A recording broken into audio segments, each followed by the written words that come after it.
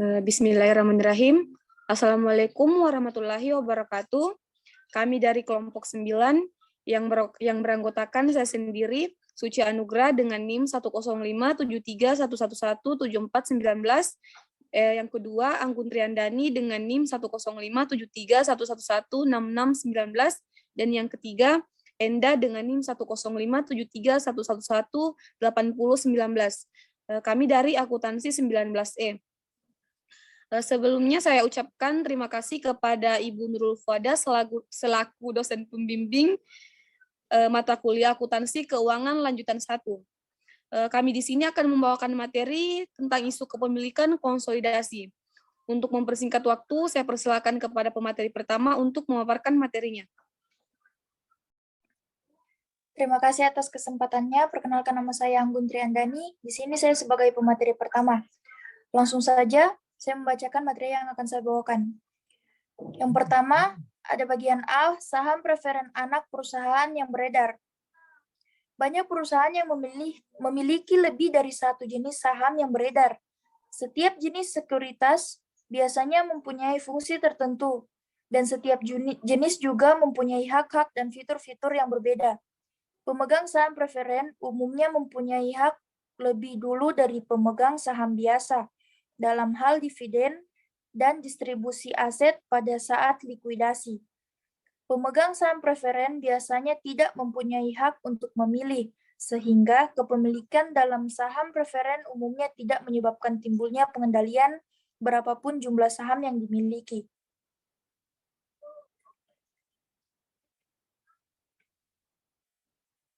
Kemudian, yang pertama, konsolidasi dengan saham preferen anak perusahaan yang beredar.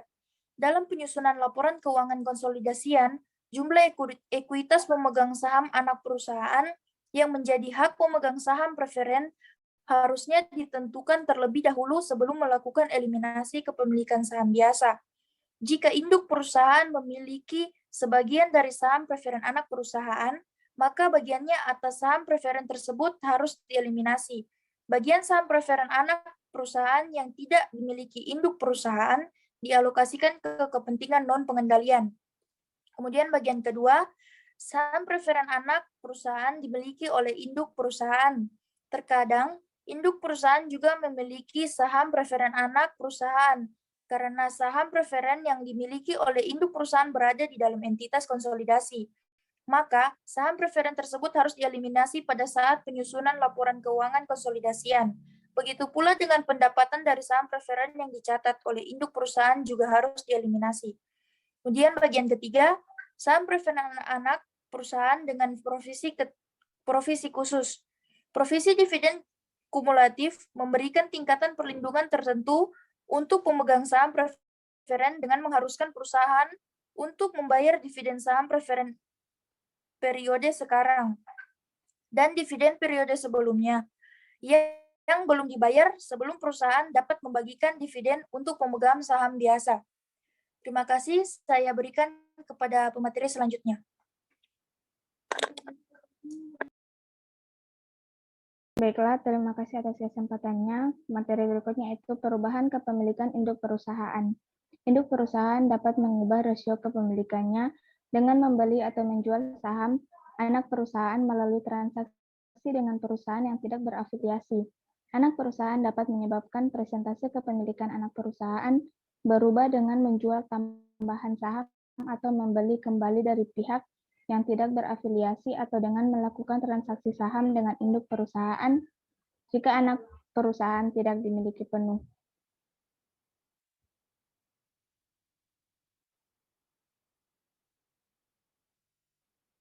Berikutnya, perubahan kepemilikan induk perusahaan. Yang pertama, pembelian saham tambahan oleh induk perusahaan dari non-afiliasi. Induk perusahaan dapat membeli saham anak perusahaan pada beberapa titik waktu yang berbeda, sehingga kendali tercapai ketika sudah tercapai seluruh investasi dinilai berdasarkan nilai wajar pada tanggal ketika pengendalian tercapai. Yang kedua, penjualan saham anak perusahaan oleh induk perusahaan ke non-afiliasi. pada saat perusahaan menjual sebagian atau seluruh investasinya. Yang ketiga, penjualan saham tambahan anak perusahaan ke non-afiliasi pada saat anak perusahaan menjual saham baru ke pihak-pihak di luar entitas ekonomi, maka perusahaan konsolidasikan mendapatkan tambahan dana. Yang keempat, penjualan saham tambahan untuk perusahaan ke induk perusahaan. Pada saat induk perusahaan membeli saham langsung dari anak perusahaan dengan jumlah yang lebih besar dari nilai buku saham anak perusahaan yang beredar. Selisih diukur sebagai perbedaan antara harga yang dibayarkan dan peningkatan total nilai buku semua saham yang dimiliki induk perusahaan. Yang kelima, pembelian saham anak perusahaan dari non-afiliasi. Pengendalian saham menyadari bahwa mereka hanya memiliki sedikit kesempatan untuk memberikan input untuk aktivitas dan operasi anak perusahaan dan sering bersedia untuk menjual sahamnya. Yang keenam, pembelian saham anak perusahaan. Anak perusahaan dapat mengurangi jumlah saham beredarnya dengan pembelian saham dari induk perusahaan maupun dari pemegang saham non-pengendali.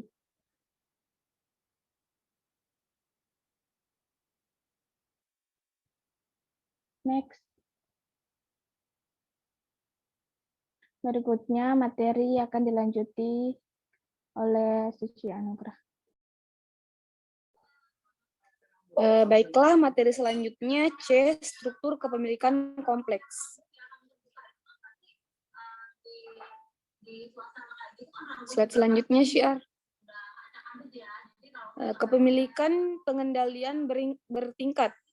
Dalam banyak kasus, perusahaan mendirikan tingkatan perusahaan yang bertingkat untuk menjalankan operasi yang terdiversifikasi.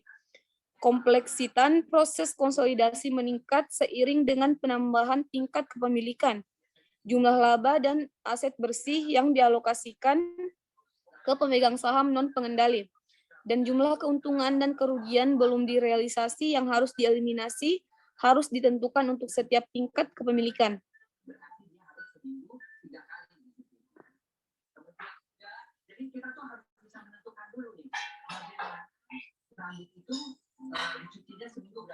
Slide selanjutnya, Syiar.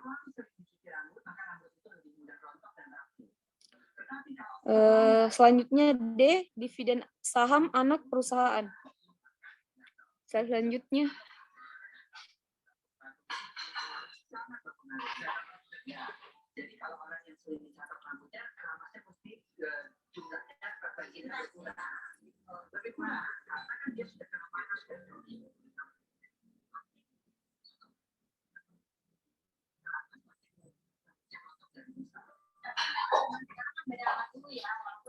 Baik, utang dividen anak perusahaan dalam bentuk saham anak perusahaan memerlukan sedikit perubahan dalam ayat jurnal eliminasi yang digunakan dalam penyusunan laporan keuangan konsolidasi. Karena dividen saham diterbitkan secara proporsional untuk semua pemegang saham biasa. Kepemilikan relatif dari pemegang saham pengendali dan non-pengendali tetap tidak berubah. Nilai tercatat investasi pada pembukuan induk perusahaan juga tidak terpengaruh oleh dividen saham. Di lain pihak, akun ekuitas pemegang saham dari anak perusahaan mengalami perubahan walaupun total ekuitas pemegang saham tidak berubah. Dividen saham mencerminkan kapitalisasi permanen dari saldo laba, sehingga saldo laba menjadi berkurang dan saham biasa dan mungkin juga tambahan modal di setor bertambah. Dalam penyusunan laporan keuangan konsolidasi untuk periode pengumuman dividen saham oleh anak perusahaan, pengumuman dividen saham harus dieliminasi bersama-sama dengan peningkatan saham biasa dan peningkatan tambahan modal di setor. Baiklah, untuk contoh soal saya serahkan ke pemateri selanjutnya. Ya, terima kasih. Di sini selanjutnya ada contoh soal. PT Induk membeli 70% saham biasa PT Anak pada tanggal 31 Desember 20X0. pada nilai bukunya sebesar 250 juta rupiah dan mencatat investasinya menggunakan metode ekuitas dasar. Pada tanggal kombinasi bisnis, nilai wajar saham biasa PT Anak yang dimiliki oleh pemegang saham non-pengendalian sama dengan nilai bukunya, sebesar 70 juta rupiah.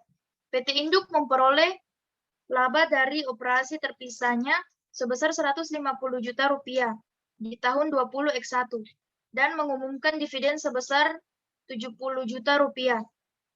PT Anak melaporkan laba bersih sebesar 50 juta rupiah di tahun 20X1 dan mengumumkan dividen saham biasa sebesar 40 juta rupiah. Asumsikan juga bahwa pada tanggal 1 Januari 20X1, PT Anak menerbitkan 11% saham preferen dengan nilai nominal 60 juta rupiah dijual pada nilai nominalnya dan PT Induk tidak membeli saham tersebut. Dividen preferen reguler sebesar 12.100.000 rupiah dibayar di tahun 20X1. Slide selanjutnya. Alokasi laba bersih PT Anak.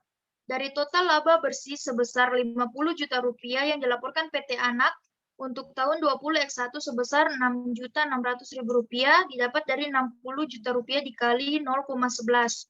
Dialokasikan ke pemegang saham preferen sebagai dividen periode sekarang. PT Induk mencatat bagian atas jumlah sisanya dihitung sebagai berikut. Laba bersih PT Anak 20X1 sebesar 50 juta rupiah dikurangi dividen preferen sebesar 6.600.000 rupiah didapat dari 60 juta rupiah kali 0,11. Laba PT Anak menjadi kepemilikan pemegang saham sebesar 43 juta rupiah, 43.400.000 rupiah, kemudian dikalikan dengan bagian proporsional PT Induk sebesar 0,70. Hasilnya laba PT Induk dari PT Anak sebesar 30.380.000 rupiah. Slide selanjutnya. Laba yang dialokasikan ke kepentingan non-pengendali untuk tahun 20X1 adalah total dividen preferen PT Anak, bagian 30% pemegang saham biasa non-pengendali PT Anak sebesar 37.900.000 rupiah. Dari sisa laba setelah dikurangi dividen preferen PT Anak sebesar 12.100.000 rupiah, laba yang dialokasikan ke pemegang saham biasa non-pengendali PT Anak sebesar 11.370.000 rupiah didapat dari 37.900.000 rupiah dikali 0,3. Kemudian pendapatan kepentingan non pengendali sebesar 23 juta rupiah, 23.470.000 rupiah didapat dari 12.100.000 rupiah ditambah dengan 11.370.000 rupiah. Kemudian slide selanjutnya. Sementara laba bersih konsolidasi tidak terpengaruh oleh dividen preferen. Jumlah yang dialokasikan ke pemilik entitas induk terpengaruh karena laba yang dialokasikan ke pemilik entitas induk dikurangi untuk memperoleh jumlah yang dialokasikan ke kepemilikan entitas induk. Pada contoh ini, perhitungan yang dialokasikan laba bersih konsolidasi adalah sebagai berikut. Laba operasi terpisah PT Induk sebesar 150 juta rupiah, kemudian laba bersih PT Anak 50 juta rupiah. Jadi total laba bersih konsolidasian yaitu 200 juta rupiah. Laba untuk kepentingan pengendali sebesar 23.470.000 rupiah. Kemudian laba yang diberikan ke pemilikan entitas induk sebesar 176.530 rupiah. 176.530.000 rupiah didapat dari 200 juta dikurang 23.470. Kemudian untuk ayat jurnal eliminasi akan dibawa oleh pemateri selanjutnya. Baiklah, terima kasih atas kesempatannya. Berikutnya ayat jurnal eliminasi. Eliminasi pertama, pendapatan dari anak perusahaan didapat pada laba PT Induk dari PT Anak sebesar 30.380. Dividen diumumkan diambil dari soal ketiga sebesar 40 juta dikalikan 70% sebesar 28 juta. Investasi pada saham biasa PT Anak sebesar 2.380 dihasilkan dari 30.380 dikurangi 28 juta. Eliminasi kedua, pendapatan non pengendali 23.470. Dividen diumumkan saham preferen didapat dari alokasi laba bersih senilai 6.600. Dividen diumumkan saham biasa selebihnya 30% dikali 40 juta dan menghasilkan 12 juta. Kepentingan non pengendali dihasilkan dari 23.470 dikurangi 6.600 dikurangi 12 juta. Oke, next.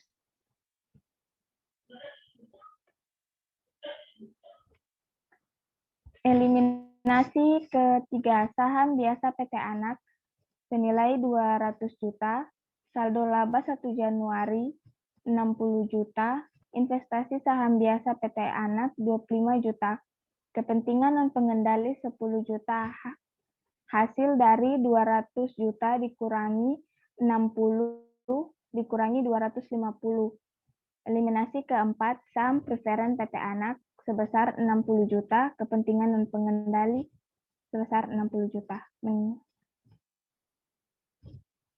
Baiklah, soal berikutnya akan dilanjuti oleh pemateri berikut.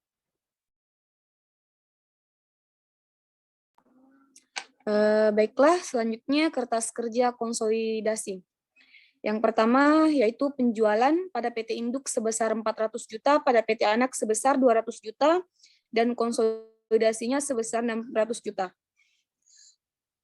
Yang selanjutnya pendapatan dari anak perusahaan pada PT Induk sebesar 30 juta 380.000, pada eliminasi debit sebesar 30 juta 380.000, dan konsolidasinya sama dengan 0 karena PT Induk dikurangi eliminasi debit sebesar 30 juta 380 juta dikurang 30 juta 380 juta sama dengan 0. Selanjutnya kredit pada PT Induk sebesar 430 juta 380.000, pada PT Anak sebesar 200 juta dan konsolidasinya sebesar 600 juta.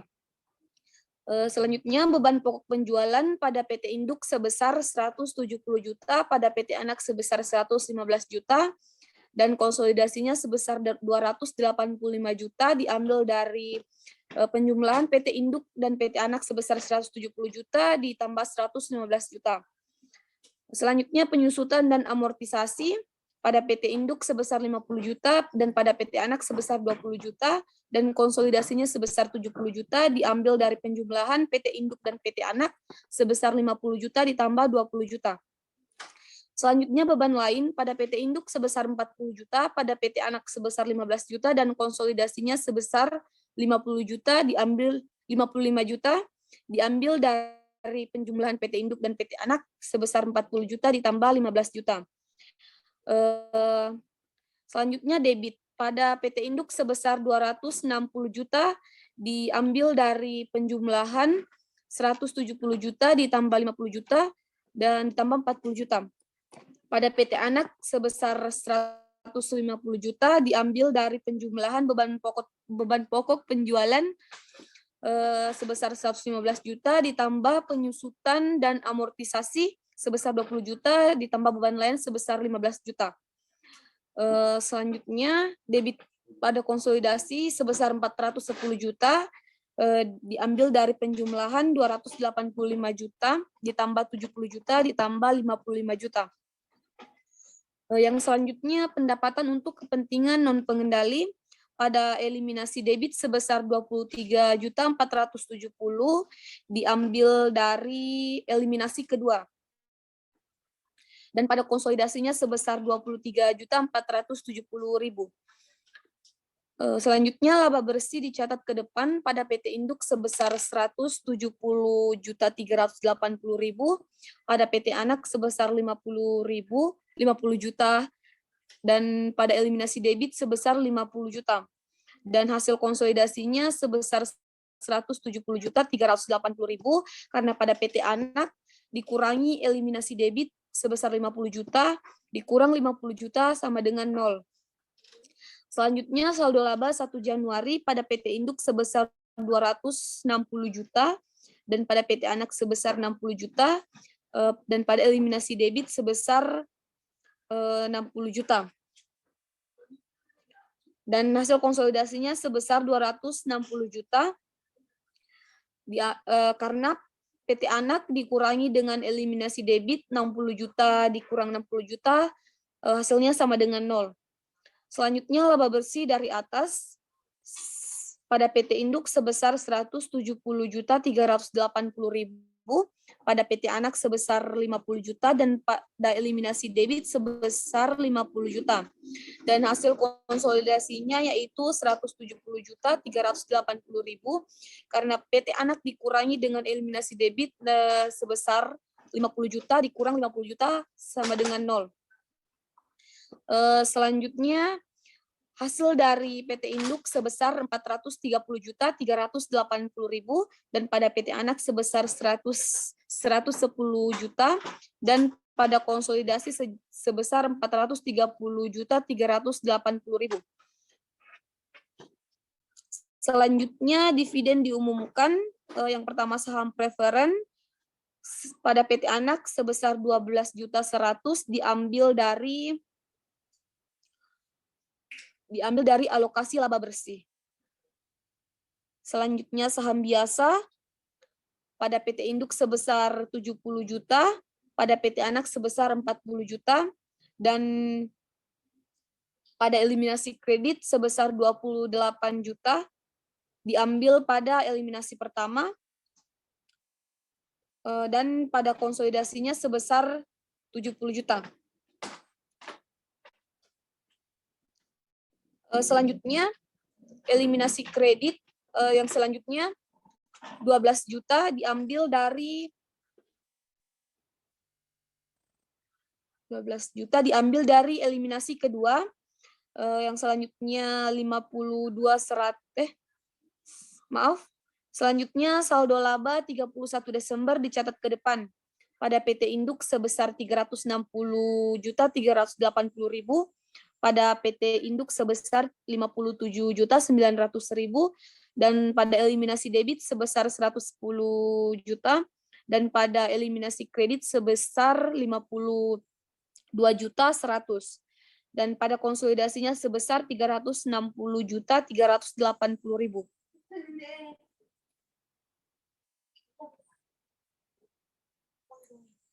Slide selanjutnya, share.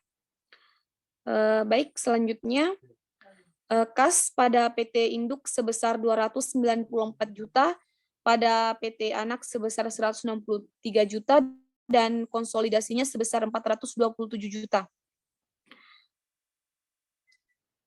Selanjutnya piutang usaha pada PT Induk sebesar 75 juta, dan pada PT Anak sebesar 50 juta, dan hasil konsolidasinya sebesar 125 juta.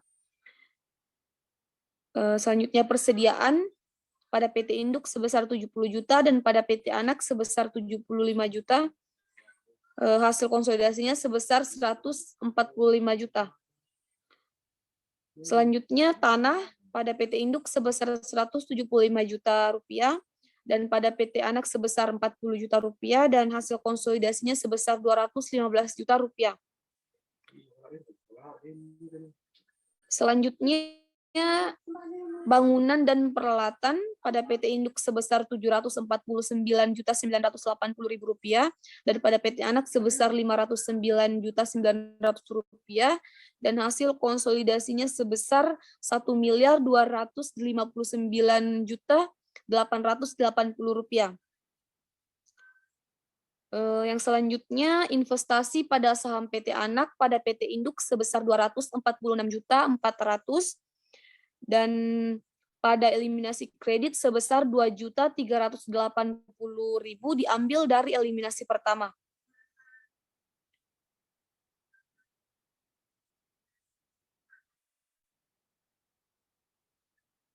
Baik, selanjutnya debit pada PT Induk sebesar Rp1.660.400.000 pada PT Induk sebesar Rp837.900.000 dan pada konsolidasinya sebesar Rp2.261.980.000. Selanjutnya akumulasi penyusutan pada PT Induk sebesar 250 juta, pada PT Anak sebesar 220 juta, dan hasil konsolidasinya sebesar 470 juta diambil dari penjumlahan PT Induk dan PT Anak sebesar 250 juta ditambah 220 juta. Selanjutnya utang usaha pada PT Induk sebesar 100 juta, pada PT Anak sebesar 100 juta, dan konsolidasinya sebesar 200 juta, diambil dari hasil penjumlahan PT Induk dan PT Anak sebesar 100 juta ditambah 100 juta rupiah. Selanjutnya utang obligasi pada PT Induk sebesar 400 juta rupiah, pada PT Anak sebesar 200 juta rupiah, dan hasil konsolidasinya sebesar 600 juta rupiah diambil dari penjumlahan PT Induk dan PT Anak. Selanjutnya saham preferen pada PT Induk sebesar 60 juta diambil dari eliminasi keempat, dan pada eliminasi debit 60 juta diambil dari eliminasi keempat, dan hasil konsolidasinya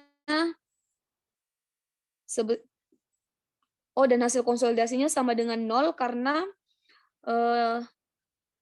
PT Anak dikurangi eliminasi debit sama dengan 0. Selanjutnya saham biasa pada PT Induk sebesar 500 juta dan pada PT Anak sebesar 200 juta dan pada eliminasi debit sebesar 200 juta. Dan hasil konsolidasinya sama dengan 500 juta karena pada PT Anak dikurangi eliminasi debit sebesar 200 juta dikurang 200 juta sama dengan 0. Selanjutnya selalu laba dari atas pada PT Anak sebesar 360 juta 380.000 rupiah dan pada PT Anak sebesar 57 juta 900.000 rupiah dan pada eliminasi debit sebesar 110 juta dan pada eliminasi kredit 52 juta. Dan hasil konsolidasinya sebesar 360 juta 380.000 rupiah. Selanjutnya pada kepentingan non pengendali pada eliminasi kredit sebesar 4.870.000 rupiah diambil dari eliminasi kedua. Selanjutnya kepentingan non pengendali eliminasi kredit yang 10 juta diambil dari eliminasi ketiga, dan yang 60 juta rupiah diambil dari eliminasi keempat. Dan hasil dari konsolidasinya sebesar 74.870.000. Selanjutnya kredit dari PT Induk sebesar 1.610.380.000, pada PT Anak sebesar 837.900.000 dan pada eliminasi debit sebesar 370 juta, pada eliminasi kredit sebesar 370 juta dan pada konsolidasi hasilnya 2.261.980.000 rupiah. Baiklah, terima kasih. Itulah contoh soal dari kelompok kami. Yang selanjutnya akan dibahas contoh soal berikutnya.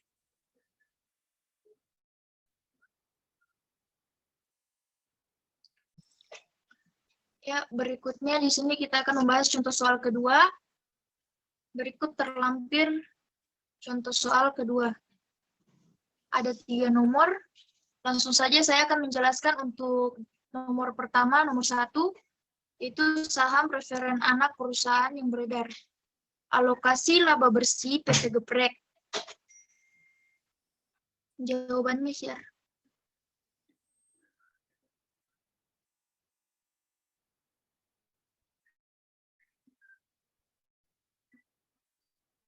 Di sini ada laba bersih PT Geprek 20X1 sebesar 50 juta rupiah dikurangi dividen preferen 12 juta rupiah didapat dari 100 juta dikali 0,12. Kemudian hasilnya dijumlahkan menjadi laba PT Geprek yang menjadi hak pemegang saham biasa sebesar 38 juta rupiah. Kemudian dikalikan dengan bagian proporsional PT Indo sebesar 0,80. Jadi hasil dari pendapatan PT Indo dari PT Geprek yaitu 30.400.000 rupiah. Kemudian laba yang dialokasikan ke pemilikan non pengendali untuk tahun 2020 X1, dividen preferen PT Geprek sebesar 12 juta rupiah. Kemudian laba yang dialokasikan ke pemegang saham biasa non pengendalian PT Geprek yaitu 7.600.000 rupiah didapat dari 38 juta dikali 0,2. Pendapatan kepemilikan non pengendali sebesar 19 juta rupiah 600 didapat dari 12 juta dijumlahkan dengan 7.600. Kemudian kita masuk ke alokasi laba bersih konsolidasi. Yang pertama ada laba operasi terpisah PT Indo sebesar 140 juta rupiah. Kemudian laba bersih PT Geprek 50 juta rupiah dijumlahkan menjadi laba bersih konsolidasi yaitu 190 juta rupiah. Untuk laba kepentingan non pengendali sebesar 19.600.000 rupiah. Jadi total laba yang diberikan kepemilikan entitas induk sebesar 170.400.000 rupiah didapat dari 190 juta dikurangkan dengan 19.600.000 rupiah. Selanjutnya untuk ayat jurnal eliminasi akan dibawakan oleh pemateri selanjutnya.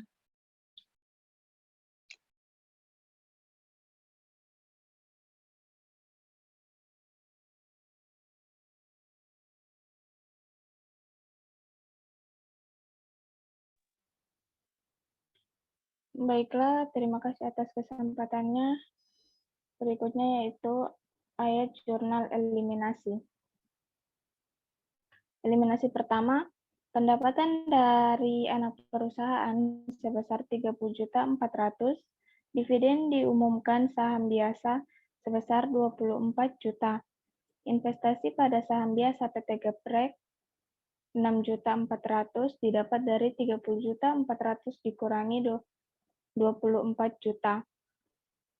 Eliminasi kedua, pendapatan untuk kepemilikan dan pengendali sebesar 19.600.000, dividen diumumkan saham preferen 12 juta, dividen diumumkan saham biasa 6 juta. Kepemilikan dan pengendali sebesar 1.600.000 didapat dari 19.600.000 dikurangi 12 juta dikurangi 6 juta. Eliminasi ketiga, saham biasa PT Geprek senilai 200 juta, saldo laba 1 Januari 100 juta.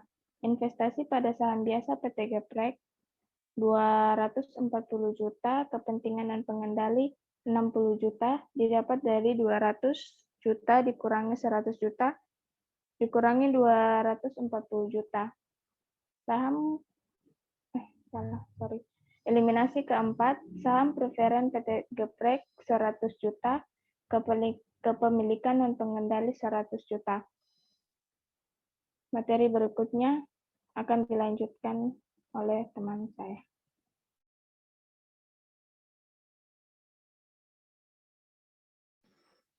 Baiklah, selanjutnya kertas kerja konsolidasi. Yang pertama, penjualan pada PT Indo sebesar 400 juta, pada PT Geprek sebesar 200 juta, dan pada konsolidasi sebesar 600 juta. Selanjutnya, pendapatan dari anak perusahaan pada PT Indo sebesar 30.400.000 rupiah, dan pada eliminasi debit sebesar 30.400.000 rupiah. Selanjutnya, kredit pada PT Indo sebesar 430.400.000 rupiah, dan pada PT Geprek sebesar 200 juta rupiah, dan pada konsolidasinya sebesar 600 juta rupiah. Selanjutnya, harga pokok penjualan pada PT Indo sebesar 170 juta rupiah, pada PT Geprek sebesar 115 juta rupiah, dan konsolidasinya sebesar 285 juta rupiah. Selanjutnya, penyusutan dan amortisasi pada PT Indo sebesar 50 juta, dan pada PT Geprek sebesar 20 juta, dan hasil konsolidasinya sebesar 70 juta rupiah.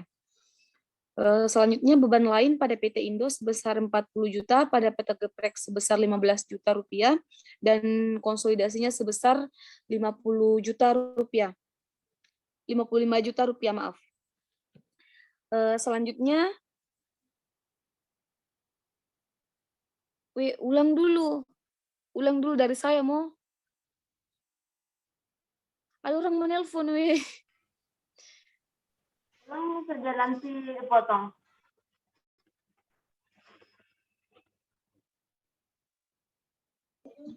Lanjut, Min, nggak terganggu, Ji. Nanti dipotong. Weh, ini. Tunggu dulu.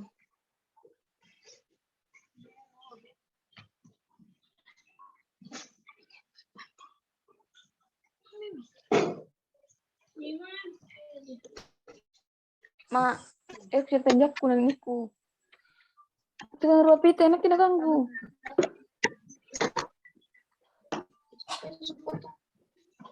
Anu Mi. Ini suci nanti dipotong. Lanjut Mi. Lanjut aja, nanti dipotong. Nanti habis waktunya. Tidak ada dulu. suaranya. Lanjut Mi. Iya. Baiklah, selanjutnya kertas kerja konsolidasi. Yang pertama penjualan pada PT Indo sebesar 400 juta rupiah, pada PT Geprek 200 juta rupiah, dan konsolidasinya sebesar 600 juta rupiah. Selanjutnya pendapatan dari anak perusahaan pada PT Indo 30 juta 400 rupiah, dan eliminasi debit sebesar 30 juta 400 ribu rupiah. Kredit pada PT Indo sebesar 430 juta 400 ribu rupiah, pada PT Geprek sebesar 200 juta rupiah, dan konsolidasinya sebesar 600 juta rupiah. Selanjutnya harga pokok penjualan pada PT Indo sebesar 170 juta rupiah, pada PT Geprek sebesar 115 juta rupiah, dan konsolidasinya sebesar 285 juta rupiah. Selanjutnya penyusutan dan amortisasi pada PT Indo sebesar 50 juta rupiah, pada PT Geprek sebesar 20 juta rupiah, dan konsolidasinya sebesar 70 juta rupiah. Selanjutnya beban lain pada PT Indo sebesar 40 juta rupiah, dan pada PT Geprek sebesar 15 juta rupiah, dan konsolidasinya sebesar 55 juta rupiah. Debit pada PT Indo sebesar 260 juta, pada PT Geprek sebesar 150 juta, dan konsolidasinya sebesar 410 juta rupiah. Selanjutnya pendapatan untuk kepentingan non-pengendali pada eliminasi debit sebesar 19 juta 600 ribu rupiah, dan pada konsolidasinya sebesar 19 juta 600 ribu rupiah. Selanjutnya laba bersih dibawa ke depan pada PT Indo sebesar 170 juta 400 ribu rupiah, pada PT Geprek sebesar 50 juta rupiah, dan pada eliminasi debit sebesar 50 juta rupiah, dan konsolidasinya sebesar 170 juta 400 ribu rupiah. Selanjutnya saldo laba 1 Januari pada PT Indo sebesar 300 juta rupiah, pada PT Geprek sebesar 100 juta rupiah, pada eliminasi debit sebesar 100 juta, dan konsolidasinya sebesar 300 juta rupiah. Selanjutnya laba bersih dari atas sebesar pada PT Indo sebesar 170 juta 400 ribu rupiah, pada PT Geprek 50 juta rupiah, dan pada eliminasi debit sebesar 50 juta rupiah, dan konsolidasinya sebesar 170 juta 400 ribu rupiah. Adapun hasil dari konsolidasinya yaitu 470 juta 400 ribu rupiah. Selanjutnya dividen diumumkan pada saham preferen pada PT Induk sebesar 12 juta rupiah, dan pada eliminasi kredit sebesar 12 juta rupiah, dan konsolidasinya sama dengan 0 karena PT Geprek dikurangi dengan eliminasi kredit 12 juta rupiah dikurang 12 juta rupiah sama dengan 0. Selanjutnya saham biasa pada PT Indo sebesar 60 juta rupiah, pada PT Geprek sebesar 30 juta rupiah, dan pada eliminasi kreditnya sebesar 24 juta rupiah.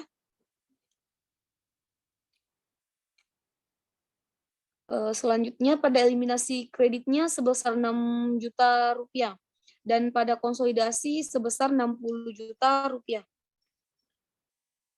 Selanjutnya saldo laba 31 Desember di bawah ke bawah pada PT Indo sebesar Rp410.400.000, pada PT Geprek sebesar Rp108 juta, dan pada eliminasi debit sebesar Rp150 juta, dan eliminasi kreditnya sebesar Rp42 juta, dan konsolidasinya sebesar Rp410.400.000.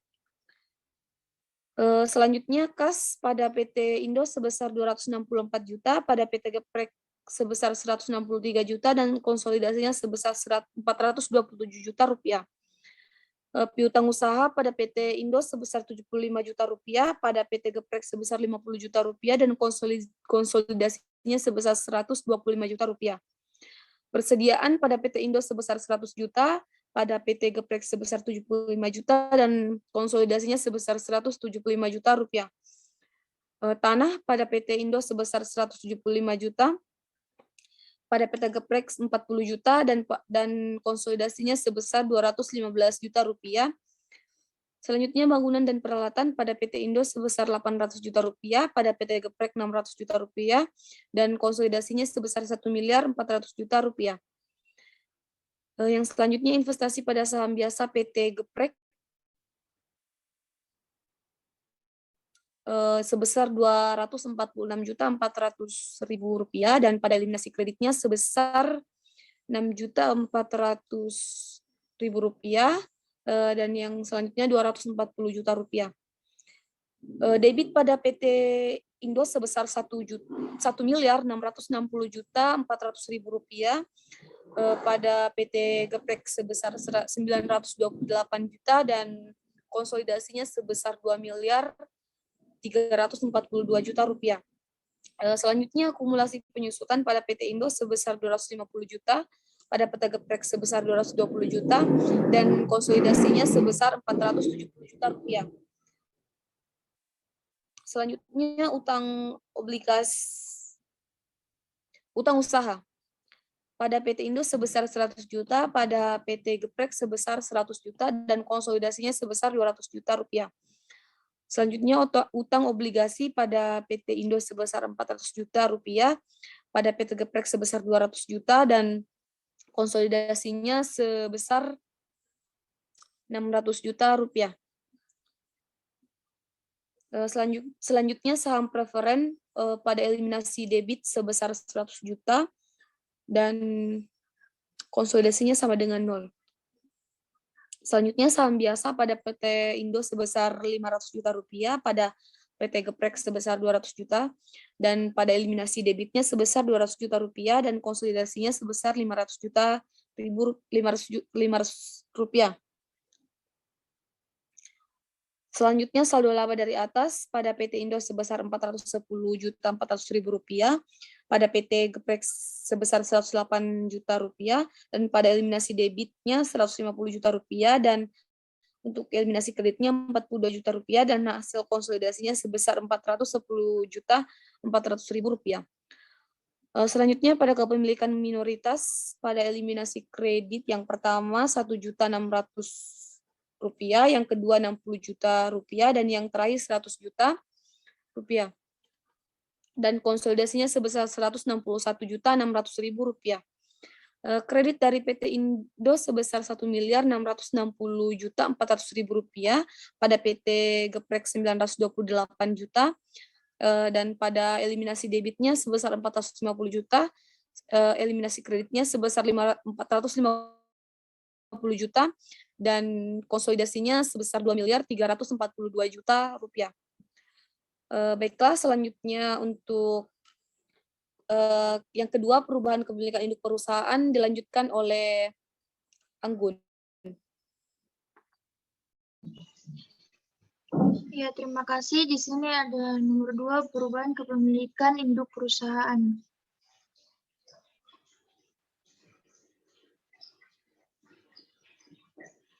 Pembelian saham tambahan oleh induk perusahaan dari non-afiliasi. Akun investasi dalam pembukuan PT Indo terjadi dari jumlah-jumlah sebagai berikut.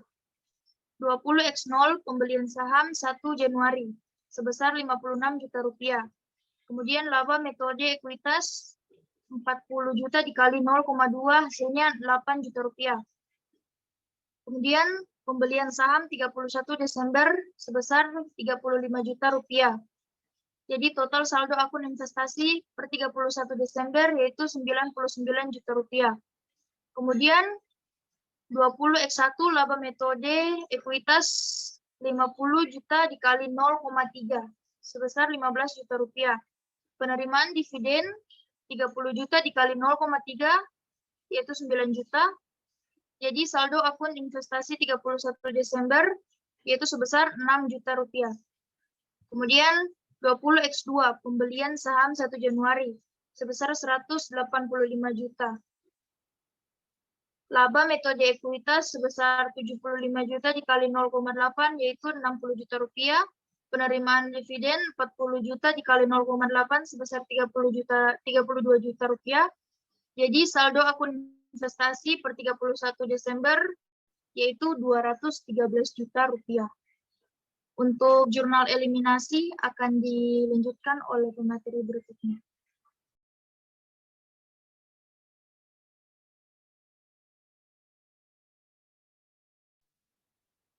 Baiklah, terima kasih atas kesempatannya.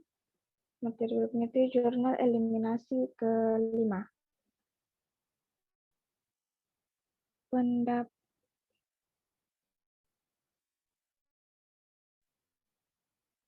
Pendapatan dari anak perusahaan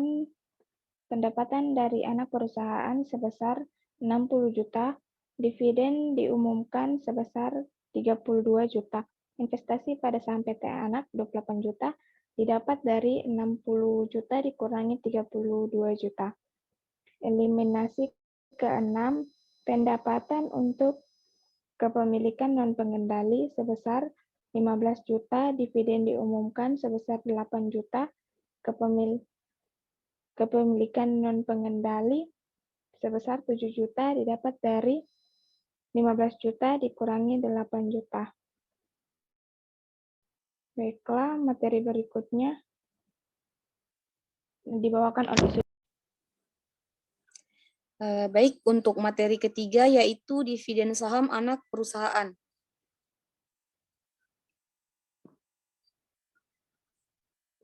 Dividen saham diumumkan pada debit sebesar 50 juta rupiah dan saham biasa pada kredit sebesar 50 juta rupiah. Mencatat 25% dividen saham biasa 200 juta rupiah dikali 0,25. Selanjutnya ayat jurnal untuk mengeliminasi akun investasi dan saldo ekuitas pemegang saham anak perusahaan pada awal periode akan menjadi sebagai berikut. Saham biasa PT Anak pada debit sebesar 200 juta rupiah, saldo laba 1 Januari pada debit sebesar 100 juta rupiah, dan investasi pada saham PT Anak pada kredit sebesar 240 juta rupiah, kepemilikan non pengendali pada kredit sebesar 60 juta rupiah. Selanjutnya dengan adanya pengumuman dividen saham oleh anak perusahaan, semua ayat jurnal eliminasi sama kecuali ayat jurnal eliminasi investasi. Saham biasa PT Anak pada debit sebesar 250 juta rupiah, pada saldo laba 1 Januari sebesar 100 juta rupiah, dan investasi pada saham PT Anak pada kredit sebesar 240 juta rupiah, kepemilikan non pengendali pada kredit sebesar 60 juta rupiah, dan dividen saham diumumkan pada kredit sebesar 50 juta rupiah. Mengeliminasi saldo investasi awal 250 juta rupiah sama dengan 200 juta rupiah ditambah 50 juta rupiah, atau 50 juta rupiah sama dengan 200 juta rupiah dikali 0,25. Baiklah, itulah penjelasan materi dan contoh soal dari kelompok kami. Terima kasih. Lebih dan kurangnya mohon dimaafkan.